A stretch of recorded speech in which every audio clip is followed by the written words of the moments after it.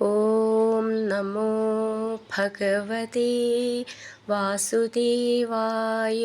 ഹരിമുരളീരവത്തിലേക്ക് എല്ലാവർക്കും സ്വാഗതം. നാരായണായ നമ നാരായണായ നമ നാരായണായ നമ നാരായണ നാരായണായ നമ നാരായണായ നമ നാരായണായ നമ നാരായണ. ഇന്നു നമുക്ക് പുതിയ ദശകം പഠിക്കാം.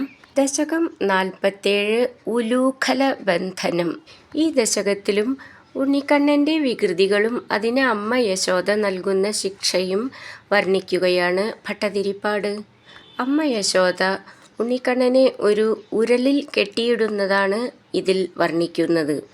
ഒരിക്കൽ തൈര് കടഞ്ഞുകൊണ്ടിരുന്ന യശോദയുടെ അടുക്കലെത്തി പാല് കുടിക്കാൻ ആസക്തി പ്രകടിപ്പിച്ചുകൊണ്ട് ധൃതിയിൽ ഓരോ ജോലികൾ ചെയ്തുകൊണ്ടിരുന്ന അമ്മയെ തടഞ്ഞുകൊണ്ട് കണ്ണൻ മടിയിലിരുന്ന് മുറയ്ക്ക് മുല കുടിക്കാൻ തുടങ്ങി.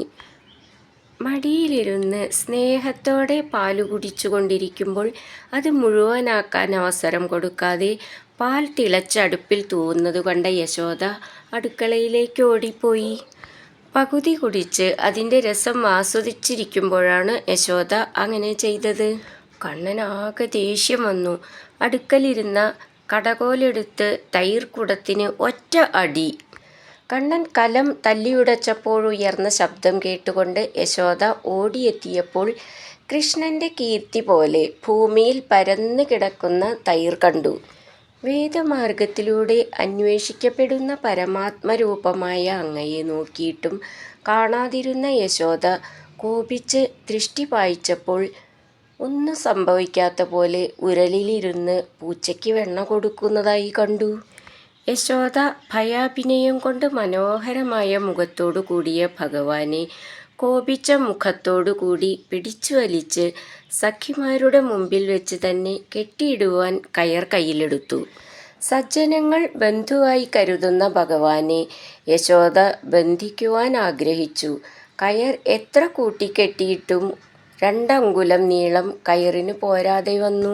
വിസ്മയവും ചിരിയും പ്രദർശിപ്പിക്കുന്ന തോഴിമാരുടെ മുന്നിൽ വിയർത്ത് തളർന്ന് നിൽക്കുന്ന അമ്മയെ കണ്ടപ്പോൾ കൃപ കൊണ്ട് ഭഗവാൻ നിത്യമുക്തരൂപനെങ്കിലും ബന്ധനത്തിന് തയ്യാറായി നിന്നുകൊടുത്തു.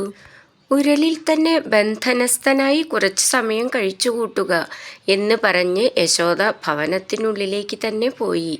അപ്പോൾ ശ്രീകൃഷ്ണൻ മുമ്പ് തന്നെ ഉരലിൽ സൂക്ഷിച്ചു വെച്ചിരുന്ന വെണ്ണ എടുത്ത് തിന്നാൻ ആരംഭിച്ചു.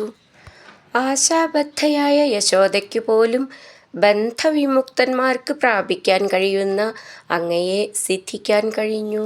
അങ്ങനെയുള്ള ഗുരുവായൂരപ്പ, എന്നെ രോഗത്തിൽ നിന്ന് വിമുക്തനാക്കിയാലും എന്ന് പ്രാർത്ഥിച്ചുകൊണ്ട് ഭട്ടതിരിപ്പാട് ഈ ദശകം ഇവിടെ അവസാനിപ്പിക്കുന്നു. നമുക്ക് ഈ ദശകത്തിലെ 1ഉം 2ഉം ശ്ലോകങ്ങൾ പഠിക്കാം. ശ്രീമന്നാരായണീയം ദശകം 47 ഉലൂഖലബന്ധനം. ശ്ലോകം 1. ഏകദാ ദധിവിമാഥകാരിണീം മാതരം സമുപസേദിവാൻ ഭവാൻ സ്തന്യലോലുപതയാ നിവാരയന്നംഗമേത്യ പപിവാൻ പയോധരൗ. നമുക്ക് ഈ ശ്ലോകത്തിലെ വാക്കുകൾ പിരിച്ച് അതിൻ്റെ അർത്ഥവും നോക്കാം. ഏകദാ ദധി വിമാഥ കാരിണീം മാതരം സമുപസേദിവാൻ ഭവാൻ സ്തന്യ ലോലുപതയാ നിവാരയൻ അംഗം ഏത്യ പപിവാൻ പയോധരൗ. നമുക്കിതിലെ വാക്കുകളുടെ അർത്ഥം നോക്കാം. ഏകദ ഒരിക്കൽ, ദധിവിമാഥകാരിണീം മാതരം തൈർ കടയുന്ന മാതാവിനെ, സമുപസേദിവാൻ പ്രാപിച്ചവനായിട്ട്, സ്തന്യലോലുപതയ മുലപ്പാലിലുള്ള ശക്തി നിമിത്തം, നിവാരയൻ തൈർ കടയുന്ന അമ്മയെ തടഞ്ഞിട്ട്, അംഗം മടിയിൽ ഏത്യ കയറിയിരുന്നിട്ട്, പയോധരൗ സ്തനങ്ങൾ, പപിവാൻ കുടിക്കാൻ തുടങ്ങി. നമുക്കിതിലത്തെ അക്ഷരങ്ങൾ നോക്കാം. ഏകദ ദ എന്നുള്ളത് ദയലത്തെ, ദധി എന്നുള്ളതിൻ്റെ ദ എന്ന് ദയലത്തെ, ധീന്ന് നന്നായിട്ട് ഊന്നി പറയണം. വിമാഥകാരിണിയും ധാന്ന് നന്നായിട്ട് ഊന്നി പറയാനുള്ളതാണ്. മാതരം സമുപസേദിവാൻ ഭവാൻ ഭ എന്നുള്ള അക്ഷരം നന്നായിട്ട് ഊന്നി പറയണം. സ്തന്യലോലുപതയ സ്ത എന്നുള്ളത് ഒട്ടും ഊന്നരുത്. നിവാരയൻ അംഗമേത്യ നിവാരയൻ അംഗമേത്യ പപിവാൻ പയോധരവ് എന്നുള്ളതിൻ്റെ താന്ന് നന്നായിട്ട് ഊന്നി പറയണം. ഏകദാദധിവിമാഥകാരിണീം മാതരം സമുപസേദിവാൻ ഭവാൻ സ്തന്യലോലുപതയാ നിവാരയന്നംഗമേത്യ പപിവാൻ പയോധരൗ. അടുത്തത് രണ്ടാമത്തെ ശ്ലോകം.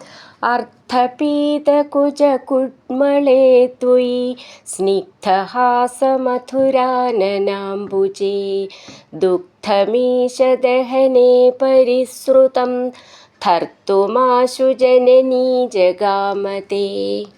നമുക്ക് ഈ ശ്ലോകം എങ്ങനെ ചൊല്ലാമെന്നും അതിലെ വാക്കുകൾ പിരിച്ച് അർത്ഥവും നോക്കാം. അർത്ഥ പീത കുജ കുഡ്മളേ ത്വയി സ്നിഗ്ധഹാസ മധുരാനനാംബുജേ ദുഗ്ധം ഈശ ദഹനേ പരിസൃതം ധർത്തും ആശു ജനനീ ജഗാമതേ. നമുക്കിതിലെ വാക്കുകളുടെ അർത്ഥം നോക്കാം. അർത്ഥപീത കുജ കുഡ്മളേ, മുലപ്പാൽ പകുതി മാത്രം കുടിച്ചു കഴിഞ്ഞപ്പോൾ, ത്വയി അങ്ങ്, സ്നിഗ്ധഹാസമധുരാനനാംബുജേ സ്നേഹമസൃണമായ പുഞ്ചിരിയാൽ മനോഹരമായ മുഖാംബുജത്തോടു കൂടിയ, ദുഗ്ധം പാല്, ഈശ നാഥ, ദഹനേ തീയിലേക്ക്, പരിസൃതം തിളച്ചു തൂവിയ, ധർത്തും തടയാനായി, ആശു പെട്ടെന്ന്, ജഗാമ അകത്തേക്ക് പോയി, ജനനീ അമ്മ, തേ അങ്ങയുടെ. നമുക്കിതിലെ അക്ഷരങ്ങൾ നോക്കാം. അർത്ഥ ഥ എന്നുള്ള അക്ഷരം നന്നായിട്ട് ഊന്നി പറയണം.